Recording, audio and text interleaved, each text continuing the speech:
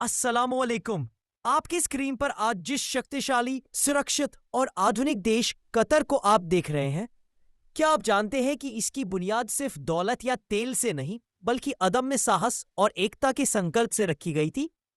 आज हम 18 दिसंबर को मनाए जाने वाले कतर नेशनल डे के पीछे की उस सच्ची और भावुक कहानी में उतरेंगे, जो हर कतरी के दिल में बसी है। ये बात 19वीं सदी की है। कतर का प्रायद्वीप कई छोटे छोटे कबीलों में बंटा हुआ था। जीवन कठिन था, लोग मोतियों की तलाश और मछली पकड़कर गुजारा करते थे। लेकिन इस गरीबी से भी बड़ा संकट था विदेशी दबाव। ओटोमन साम्राज्य और अन्य शक्तियां इस क्षेत्र पर नियंत्रण चाहती थीं। कतर एक होकर भी बिखरा हुआ था। ऐसे निराशाजनक माहौल में एक दूरदर्शी और न्यायप्रिय नेता ने कतर के लोगों की जिम्मेदारी अपने कंधों पर ली। उनका नाम था शेख जसीम बिन मोहम्मद अल थानी। शेख जसीम सिर्फ एक नेता नहीं थे, वह कुरान के गहरे जानकार, महान कवि और अपने लोगों के प्रति सच्चे वफादार थे। उन्होंने महसूस किया कि कतर को बाहरी ताकतों से बचाने का एकमात्र तरीका है सभी कबीलों को जोड़ना। उन्होंने गांव-गांव, कबीले कबीले जाकर लोगों से मुलाकात की। उन्होंने उन्हें समझाया कि हमारी पहचान, हमारी इज्जत सिर्फ एकता में है।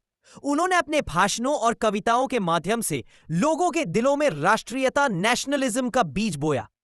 उनकी ईमानदारी और न्यायप्रियता को देखकर कतर के प्रमुख कबीले जैसे अल नोएमी, अल मरी और बनी हाजर धीरे धीरे उनके साथ आने लगे। यह सिर्फ एक राजनीतिक गठबंधन नहीं था, बल्कि यह वफादारी और भरोसे का बंधन था। और फिर वह ऐतिहासिक और निर्णायक दिन आया, 18 दिसंबर 1878। शेख जसीम बिन मोहम्मद अल थानी ने आधिकारिक तौर पर इस पूरे क्षेत्र को एक एकीकृत, यूनिफाइड और स्वायत्त राज्य घोषित किया। यह कतर के आधुनिक इतिहास का जन्म प्रमाण पत्र था।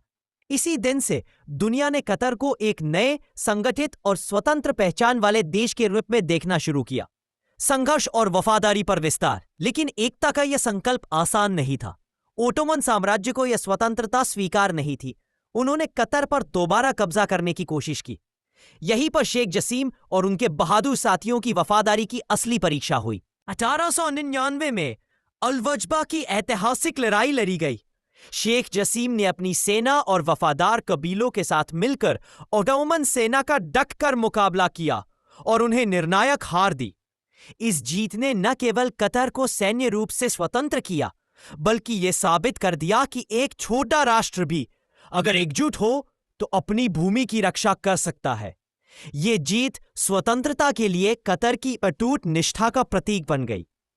आज कतर नेशनल डे सिर्फ एक छुट्टी नहीं है, यह शेख जसीम बिन मोहम्मद अल थानी और उनके वफादार कबीलों को दिया गया सम्मान है। यह उस वादे की याद दिलाता है कि हम हमेशा एकजुट रहेंगे। हमारे चैनल को सब्सक्राइब करें प्लीज।